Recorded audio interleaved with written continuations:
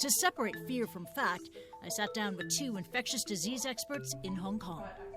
The coronavirus is man-made. If you look at the virus itself, if you look at the phylogenetic tree, we find that basically the virus pops very nicely in between the Bats coronaviruses and the SARS coronaviruses. So we believe that this is actually a natural evolutions of this novel coronaviruses.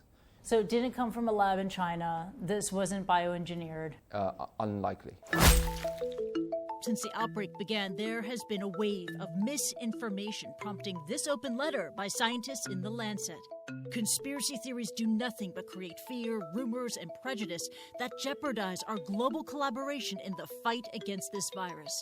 My pet can give me the virus because we know that a pet here in Hong Kong has tested positive for the new coronavirus. The pet has even been placed in quarantine. It's very unlikely and more likely the dog has been environmentally contaminated. Even though if it's contaminated, you won't get a very high viral load. And it's very unlikely that you can actually be transmitted from the pets to you. It's very unlikely. Now, this is a big one. Wearing a mask will not protect me from the virus because you have the U.S. Surgeon General telling people you don't need to buy a mask. It's not effective. Is it? If you look at the data in Hong Kong, wearing masks is probably the most important thing in terms of infection control. Wow. It not only brings down the cases of coronaviruses, it also brings down the influenza. In fact, this is now the influenza season, and we hardly see any influenza cases. And that is because the masks actually protect not only against the coronaviruses, but also against the influenza viruses as well.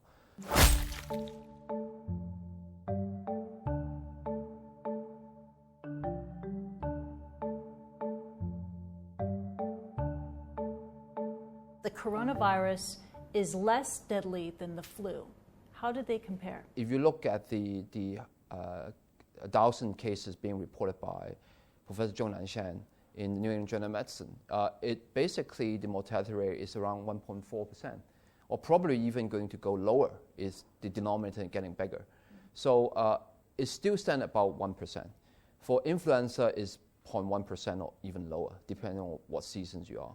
So it's still 10 times more deadly compared to influenza. The virus will go away in April.